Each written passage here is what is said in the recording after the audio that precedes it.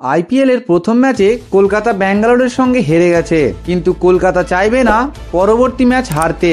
প্রথম ম্যাচে কলকাতার কিছু ভুলের কারণে সেই ম্যাচটি কলকাতাকে হারতে হয়। প্রথমত মিডল অর্ডারের কোনো ব্যাটসম্যান রান না করা, যার ফলে কলকাতা নাইট রাইডার্স একটা বড় লক্ষ্যমাত্রা সেট করতে পারেনি এবং রয়্যাল চ্যালেঞ্জার ব্যাঙ্গালোর এই ম্যাচটি খুব সহজেই জিতে যায়। কলকাতার নেক্সট ম্যাচ রাজস্থান রয়্যালসের সঙ্গে। কলকাতা চাইবে একটি শক্তিশালী দল নিয়ে মাঠে নামতে।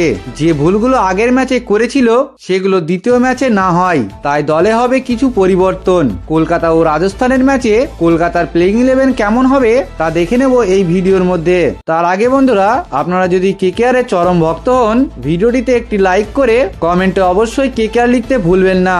আর আমাদের চ্যানেলে নতুন হলে আমাদের চ্যানেলটিকে অবশ্যই সাবস্ক্রাইব করে নেবেন। কলকাতার প্লেইং 11 কেমন হবে? প্রথম ম্যাচে কুইন্টন ডি কক মাত্র 4 রান করে আউট হয়ে যায়, কিন্তু একটি ম্যাচ দেখে কোনো প্লেয়ারকে জাজ করাটা ঠিক হবে না, তাই পরবর্তী ম্যাচে কুইন্টন ডি কককে ওপেনিং করতে দেখতে পাবো। কুইন্টন ডি ককের পাশাপাশি ওপেনিং এ থাকবে সুনীল নারায়ণ, যিনি ব্যাঙ্গালোরের বিরুদ্ধে দুর্দান্ত 44 রানের ইনিংস খেলেছিলেন। তো সুনীল নারায়ণ আর কুইন্টন ডি কক ওপেনিং এর দায়িত্বে থাকবে। 3 নম্বরে থাকবে কলকাতার অধিনায়ক আজিঙ্কিয়া রাহানে। প্রথম ম্যাচে বিধ্বংসী 56 রানের একটি ইনিংস খেলেছিলেন, যার ফলে কলকাতা একটি সম্মানজনক স্কোর খাড়া করতে সক্ষম হয়। 4 নম্বরে থাকবে ভেঙ্কটেশ আইয়ার। প্রথম ম্যাচে বড় কিছু করে দেখাতে পারেনি ভেঙ্কটেশ আইয়ার, এই ম্যাচে তার সঙ্গে দল ভালো একটা ইনিংস দেখতে চাইবে। 5 নম্বরে থাকবে রঘুবংশী, আগের ম্যাচে দুর্দান্ত 30 রানের একটি ইনিংস খেলে। 6 নম্বরে থাকবে রিঙ্কু সিং। প্রথম ম্যাচে 10 বলে 12 রান করে আউট হয়ে যায়, কিন্তু রাজস্থানের বিরুদ্ধে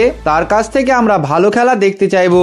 7 নম্বরে থাকবে আন্দ্রে রাসেল। রাসেলকে জাজ করাটা ঠিক হবে না, যে কোনো ম্যাচে জ্বলে উঠলে একাই ম্যাচ জেতানোর ক্ষমতা রাখে। 8 নম্বরে থাকবে রমনদীপ সিং, যেখানে রমনদীপ সিং প্রথম ম্যাচে নট আউট থাকলেও সেরকম কোনো ইম্প্যাক্ট দেখাতে পারেনি। 9 নম্বরে থাকবে হর্ষিত রানা। 10 নম্বরে থাকবে বৈভব অরোরা।